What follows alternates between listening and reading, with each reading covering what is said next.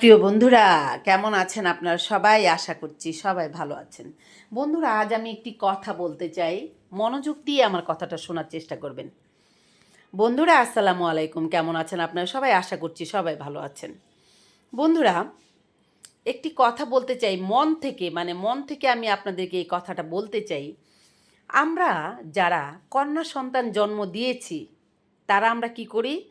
যখন আমাদের সংসারে একটা অভাব অনটন আসে, কোনো একটা ক্রাইসিস আসে, তখন আমাদের মাথার উপরে না আমাদের মেয়েরা অনেক বাড়ি হয়ে ওঠে। 10টা ছেলে আপনার আছে, তারা থাকুক, কিন্তু দুটো মেয়ে আছে, তাদেরকে আপনারা পরের ঘরে কত তাড়াতাড়ি পাঠিয়ে দিতে পারবেন, সেই চিন্তা আপনারা অস্থির হয়ে যান। কেন ভাই?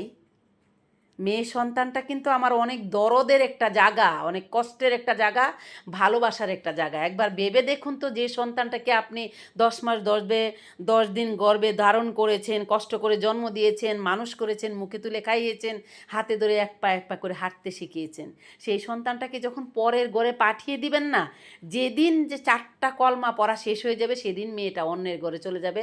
অন্যের অধিকার আমার ভাবতেই কষ্ট লাগে যে পরের কথা মতো উঠতে হবে, পরের কথা মতো বসতে হবে। যখন আপনার কন্যা সন্তানটাকে কারো হাতে তুলে দিবেন, তখন কি হয় জানেন বিষয়টা? শ্বশুর শাশুড়ির আদেশ নির্দেশ পালন করো, দেবর ননদের আদেশ নির্দেশ পালন করো, স্বামীর আদেশ নির্দেশ পালন করো, তাদের চারপাশে যত কলা কৌশলী রয়েছে সবাইকে ব্যবহার দিয়ে খুশি করো, সারাক্ষণ তাদেরকে খুশি করার মধ্যেই লেগে থাকো। আরেকটা বিষয় হচ্ছে, যখন আপনার কন্যা সন্তানটাকে তাদের বাড়ি থেকে আনতে যাবেন বা কোনো কারণে আপনারা আপনার বাড়িতে আনতে চাইবেন আপনার কন্যা সন্তানকে, তাদের কাছ থেকে কত ধরনের মতামত নিতে হবে। আর আমরা মনে করি কি, যত তাড়াতাড়ি সম্ভব আমার সন্তানটাকে কারো হাতে তুলে দিতে পারলেই বোধহয় আমি সংসার থেকে দায়মুক্ত হয়ে গেলাম। আপনারা এই জিনিসটা একবার চিন্তা করেন না, যে আপনার কন্যা সন্তানটাকে অন্য মানুষের হাতে যত তাড়াতাড়ি তুলে দিবেন, তত তাড়াতাড়ি তাকে কষ্টের দিকে ঠেলে দেওয়া হবে। আমি তো ভাবতেই পারি না যে কি করে নিজের মেয়েটাকে অন্য মানুষের স্বাধীনতা নাই, তার অন্য মানুষের অধিকারে তাকে তুলে দিব, সে অন্য মানুষের অধিকারে থাকবে, সেটা যখন ভাবি আমার বুকটা ভিতর থেকে কেঁপে ওঠে। আর আপনারা কি করেন? কন্যা সন্তানটাকে 18 বছর বয়স হওয়ার আগেই কারো হাতে তুলে দিতে চান। সেই কাজটা কখনো করবেন না। কারণ কন্যা সন্তান যেহেতু জন্মগ্রহণ করেছে, তাকে আপনি সারা জীবন আপনার কাছে ধরে রাখতে পারবেন না। কখনো না কখনো, কোনো না কোনো দিন কারো হাতে তুলে দিতে হবে। যতদিন সম্ভব আপনার সন্তানটাকে আপনার কাছে আগলে রাখুন, তার হাতটা বাড়তি হতে দেন, তার শরীরে অনেক দারুণ শক্তি, ধৈর্য শক্তি যতটুকু সহ্য করার মতো সে সহ্য করতে পারবে, ততটুকু বয়স তাকে হতে দিন। এই সমাজ সম্পদকে বুঝতে শিখান তাকে। তাকে একদম কড়া একটা বাচ্চা ধরে আপনারা কারো হাতে তুলে দিলেন, আর 2 দিন পরেই বাচ্চা পেটে চলে আসলো। নিজেই বাচ্চা, আবার একটা বাচ্চা পেটে চলে আসলো। সেই মুহূর্তে যে আপনার বাচ্চাটার উপর দেখি যায়, সেই বাচ্চাটাই একমাত্র জানে। তো পৃথিবীর যত বাবা মারা আছে, সবার প্রতি আমার একটা অনুরোধ থাকবে, আপনার কন্যা সন্তানটাকে আপনি যতদিন পারেন আপনার কাছে আগলে রাখুন। মানে প্রকৃত সময়টা আসার আগ পর্যন্ত সংসারের ঝামেলা আপনার থাকবেই, সংসারের দুঃখ কষ্ট থাকবেই। আপনার কন্যা সন্তানটাকে অন্য জায়গায় বিয়ে দিয়ে দেওয়া, হস্তান্তর করার পরেই যে আপনি সুখী হয়ে যাবেন, এমনটা কিন্তু নয়। তাহলে আমার একমাত্র বুকের মানিক আমি খুব দ্রুত কারো হাতে তুলে দিতে চাই না, আপনারাও চাইবেন না। আপনার কন্যা সন্তানটাকে উপযুক্ত সময় ছাড়া কারো হাতে তুলে দেওয়ার চেষ্টাটাও করবেন না। একবার চিন্তা করে আপনার সন্তানের মুখের দিকে তাকিয়ে দেখবেন যে সে অন্য সংসারে গিয়ে সে তার নিজেকে ধরে রাখতে পারবে নাকি পারবে না, সেই জিনিসটা আগে চিন্তা করবেন। তারপর আপনার সন্তানকে কারো হাতে তুলে দেওয়ার কথা চিন্তা ভাবনা করবেন।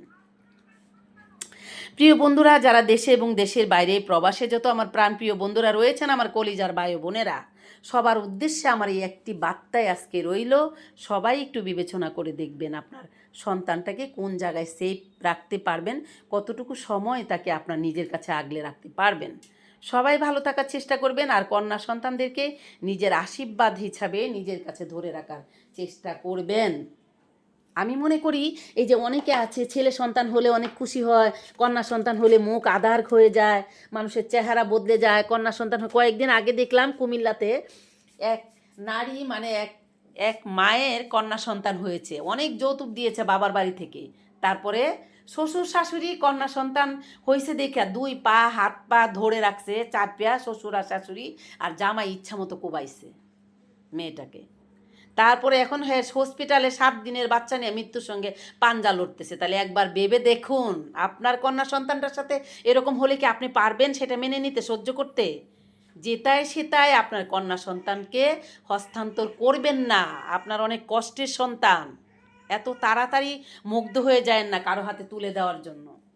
এই জিনিসটা যখন থেকে আমি দেখছি বা শুনছি, তখন থেকে মানে আমার নিজের কান্না আমি ধরে রাখতে পারতেছি না। আহা, কত কষ্টের সন্তান আমার, হ্যাঁ, কত কষ্ট করে আমি জন্ম দিয়েছি, কত কষ্ট করে মানুষ করেছি।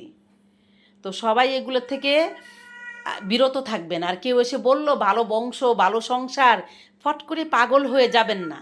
অনেক বেশি যাচাই বাছাই করে তারপর আপনার কন্যা সন্তানকে কারো হাতে তুলে দেওয়ার সিদ্ধান্ত নেবেন, তার আগে নয়।